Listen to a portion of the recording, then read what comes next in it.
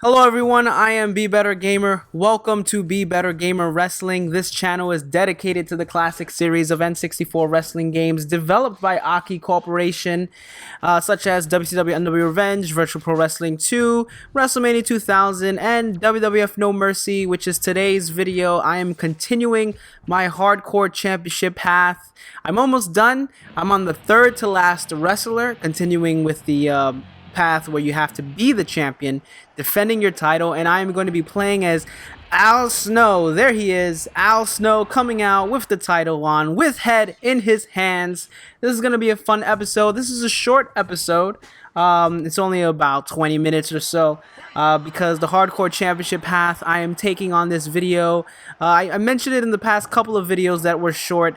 This Hardcore path cuts a lot of time out when you don't have to face the APA. When they approach you and they're like, hey, do you want our protection? And if you just say yes, then the Hardcore Championship path becomes a breeze. They really do help you out. And if you say no, then you are subjected to a handicap match against them, and they can prove to be quite long, because I'm assuming the the handicap match is on expert, and it's the APA. They're tough to beat down. It's a handicap match. Handicap on expert can be kind of challenging.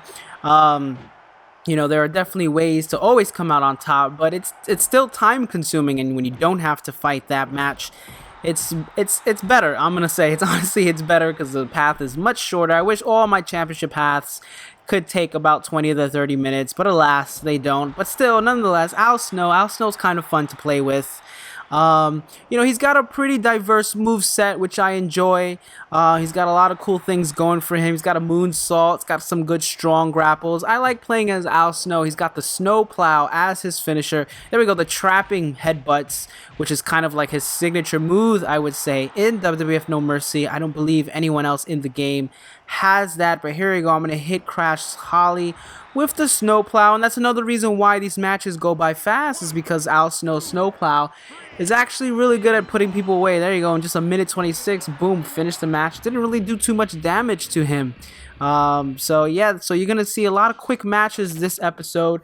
I do have to take the time out to apologize the fact that I've fallen way behind schedule in my uploads with my WWF No Mercy videos. Once again, G1 Climax season, I have fallen behind with G1 Climax stuff that I've wanted to do. It's just so, I don't know, there's something around the month of August that always ends up being very busy for me, but hopefully I will get back on track. My plan was to finish the Hardcore Championship path by the end of the summer.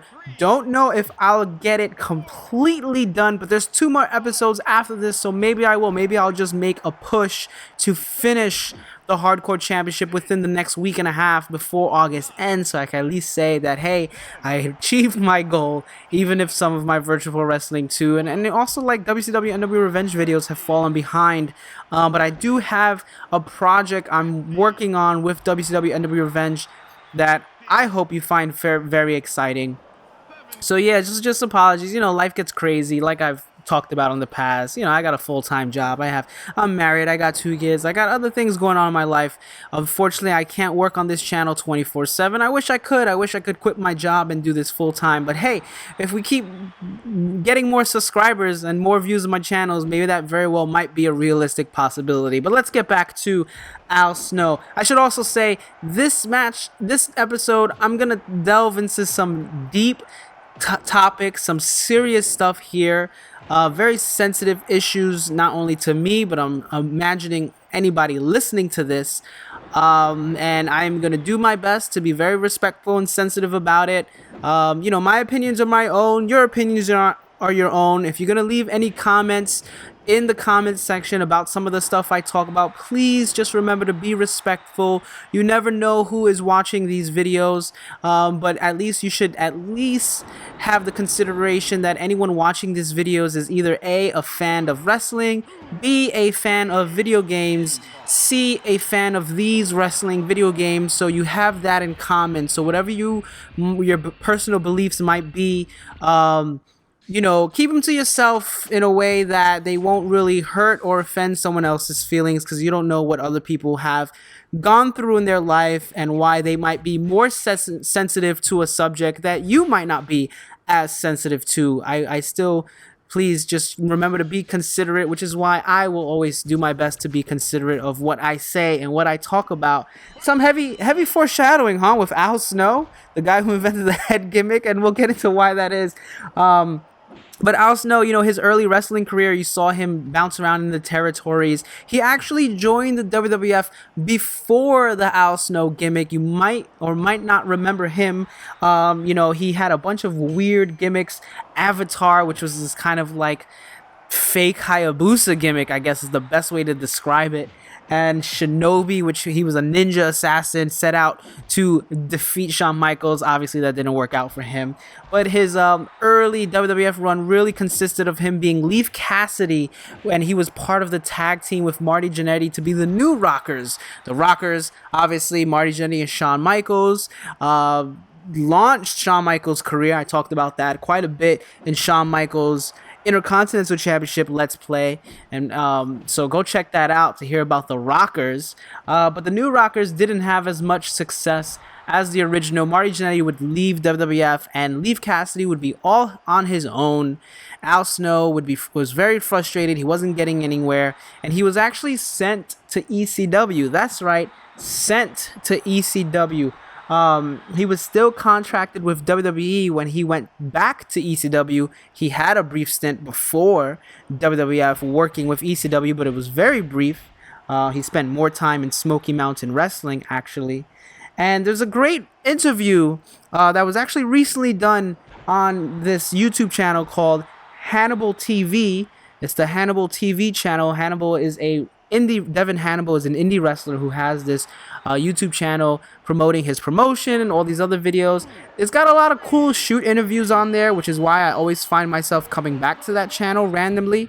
It's like whenever I see a shoot interview by someone, it just so happens to be on his channel. So Al Snow did one recently where he talks about the what's the right word? Where he talks about the circumstances around his leaving WWE but still being under contract and working with ECW and that whole arrangement. It's very interesting if you're interested in finding out sort of the early history and sort of the secret agreements between WWE and ECW. A lot of people thought that WWE in the beginning was out to destroy ECW like they were out to destroy WCW, and that wasn't the case. And actually, Paul Heyman had a working relationship with Vince McMahon that was pretty secret and private, and not many wrestlers or fans knew about it except the people who were involved with whatever working relationships that ECW had with WWE and Vince McMahon. So go check that out. But he also talks about the birth of the head gimmick, and it was in ECW where all of that went down. And many people might remember a backstage vignette with Cactus Jack and Al Snow, where Al Snow asked Cactus Jack, how do I become successful in wrestling? How do I, make it to the top of the business? And Cactus Jack says, well, you got to give a little head. Or he says, you got to get a little head. Something like that. Give a little head, get a little head. He was basically insinuating that you gotta sleep your way to the top. Like you gotta do some very, downright sexual things if you want to get ahead. Getting ahead, obviously, kids, cover your ears. Head is another term for getting a blowjob or a BJ. We're all adults. Come on, we can talk about it. I'm sure kids know about it who were way younger than I did as a kid. I probably didn't find out about that until maybe 8th grade, 7th or 8th grade. I didn't really find out what head was. I'm sure there's probably kids in the 3rd grade now who know about it. It doesn't mean you should start doing it in the 3rd grade. Kids, stay innocent as long as you can, man. The world's a terrible, terrible place. But yeah, so he was insinuating you should sleep your way to the top. Al Snow took it literally and was like, oh, I guess I gotta get a little head. I have to get what ended up being a mannequin head, and he was using the mannequin head to accompany him to the ring, sort of whispering it, talk to him, being very weird about it. Al Snow would hurt his shoulder, and then another vignette would be filmed where he was backstage in the ECW locker room, screaming and venting his frustrations in ECW, in wrestling in general, with being injured, with being held back, with being not given the opportunity, all to the mannequin head. So the mannequin head became sort of his outlet for how he vented his frustration, but it also created this sort of character where he treated Head like a real person. Al Snow has gone on record to say that he was reading a lot of scientific papers on people with schizophrenia who gave life to inanimate objects, talking to them as they were real, talking to maybe a light bulb, saying that's a real person, talking to this inanimate object, carrying with them, saying it's a real person. So he was very intrigued by that idea.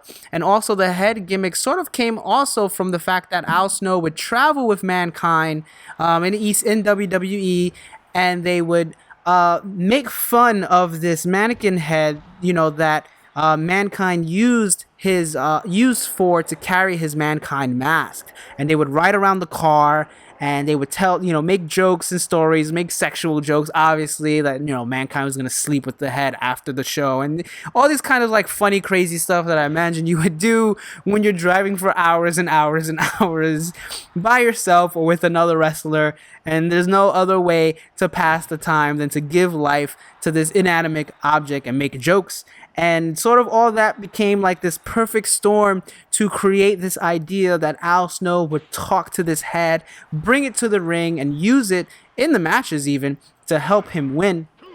And it became a hit. It became a hit in ECW. Fans instantly took to it. I have to lose this match on purpose, by the way, part of the championship path, just so you know. It became an instant hit. ECW. There's a great moment in the ECW, the Rise and Fall of ECW DVD, where Paul Heyman tells a story about how popular the Al Snow gimmick was. Like, it was almost overnight how popular it happened, so he wanted to instantly capitalize it, and he was always looking to create like a big rave party effect for someone's entrance. So what they did was they bought a bunch of foam heads and passed it around to the audience before, here we go, paying that sweet, sweet money to make my life a whole lot easier in the Hardcore Championship path. They gave the heads to the audience so that they can bang it and shake it when Al Snow came in, and it was a huge success. Al Snow challenged Shane Douglas for the World Heavyweight title with practically no build-up, all based on the way fans reacted to loving the Al Snow head gimmick. Vince McMahon would bring Al Snow back into the WWF, and they would resume the head gimmick in WWF. Now, Al Snow was still sort of lower card. He was part of the job squad. He was lower tier, but he was getting a lot of TV time because of the head gimmick, and fans were embracing it. In WWE, they definitely, in the beginnings of the head gimmick, it's my dog shaking like a mad person. Stop shaking. In the beginning of the head gimmick, they definitely used that double entendre, as you will, the sexual innuendo of, what does everybody want? Head! What does everybody need? Head! They're making the BJ references, but Al Snow still was talking to it. There was something clearly wrong in his mind. He believed this person was real. When he would get angry, he would yell at it. When he would go out, he would walk with it. It was entertaining, but it was also, I felt, very compelling because, sort of like Tom Hanks in Castaway. Here's a guy who's alone on a desert island. He's got no one to talk to, no friends, no family. He thinks he's just going to live the rest of his days here, and he creates this sort of friendship with this inanimate object, this volleyball, and he calls it Wilson, paints a face on it. That's pretty much what the head gimmick was. And some people weren't happy about that. There were these professors over in Kennesaw State University, which is a university over in Georgia. These two female professors that had a really big deal with it, and they said that this severed head that Al Snow brought to the ring, because it was a female mannequin head, which is most mannequins are female. I mean, there's also male mannequins, but I guess I'm used to always seeing female mannequins more than male mannequins. That the decapitated head promoted women's violence, and that WWE should remove it from the TV program. Walmart actually ended up joining into this news hot fire situation and banned Al Snow's action figure from being sold in WWE because it came with the head, and "Help Me" was written on the forehead, "Help Me" was written on Al Snow's head, and WWE got a lot of criticism for that because a lot of people agreed with the reports from the university, from the professors, that it promoted women's violence. I have to say, I never, ever, ever took the head gimmick to relate to women's violence. Women's violence is a very serious subject for me. I'm not a woman, obviously, but I've known women in my life who has suffered from domestic abuse. I've never thought the head gimmick was about that. I thought the head gimmick was always about this crazy person, this crazy wrestler who talks to his head. I just so happened to be a mannequin female head. It could have been anything, but because of the circumstances around Al Snow's traveling with Mankind, it just so happened to be like kind of this perfect storm of how he ended up using that mannequin head. He even said that one time the way he found the head was it was like left over after a night of ECW where a bunch of fans brought objects into the ring to use in a New Jack match. So I don't think Al Snow's intentions was ever to associate the head with domestic violence, and I think it was kind of silly too. I remember that whole media riot. Basically, WWE came under fire over a lot of racy and controversial subjects, but I always thought they went kind of overboard. The media, that is, I always thought the media went kind of overboard with the head gimmick because Walmart is banning head. Meanwhile, in 1999, when all this stuff was happening, you had the Columbine shooting, the Columbine massacre, as people call it, where these two teens in Columbine High School in Colorado, they basically shot up the school. It was one of the first major instances where something like that happened. They killed 12 students and one teacher and then committed suicide themselves. I remember coming home from school, turning on the TV, and it was all over the news. It was a huge deal in the US, and even shootings today, mass shootings today, are a big deal. So not a lot has changed in the 17 plus years of when Columbine happened. But Walmart decided to ban the head gimmick over Al Snow coming to the ring with head on WWE, whereas Columbine happens and they don't decide to ban guns being sold in their stores. So it was just like stuff like that where it's like, okay, I get that you're upset and angry, but like, come on, like the head gimmick, really? We're gonna take all our anger and frustration of like what's wrong with the world today on the fact that Al Snow, who's finally gaining some success because he's developed this very complex character where he talks to himself and uses his internal dialogue to be exposed via these conversations with this head, and we're gonna say that's what's wrong with society, that's what's wrong with the world today, that's why women get beat, because you have this wrestler doing it. You know what I mean? And Walmart would also go on to ban that year, they would go on to ban all the Marilyn Manson stuff out, because of what happened in Columbine. Yeah, that was what caused it. Marilyn Manson, his music and his albums and the way he dressed. We should target those things instead of the fact that there's other issues at play. It's just, it's just crazy stuff like that to think that all of this surrounded Al Snow's gimmick. And I wanted to bring it up because it's very relevant to what's going on today. Today, we're still having a lot of issues with mass shootings, not just in America, all over the world. I mean, it's kind of escalated over the years with terrorism, all this stuff. And instead of people, I feel, really looking at what's the root of the problems, they always want to attack entertainment. They always want to attack, wrestling. Well, movies do it. Comic books do it. And it's like, I don't think so. I think there's much more serious issues that cause it. But hey, Al Snow had his toy banned from Walmart. So, I mean, if anything, that's kind of a big accomplishment. No other wrestler ever had that. Stone Cold, the toughest SOB, never had his toy banned. So kudos in a way to Al Snow for doing that. So yeah, there we go. A short episode. I mean, there's more to talk about with Al Snow's Hardcore Championship, But I'm going to get to that really with the Boss Man's episode, which should be coming up next, because Boss Man and Al Snow had a very long hardcore championship run, and it really suits Boss Man's episode more so than Al Snow. But yeah, Al Snow, the head gimmick, it was much more tame than it seemed out to be, but it was also, I think, ahead of its time in a way in terms of a very complex character dealing with complex issues, and unfortunately a lot of controversy surrounded it. But anyway, let me know what you guys think. As always, I'm Be Better Gamer. Until the next episode, stay classy, stay safe, and as always, keep watching all the wrestling. Thank you.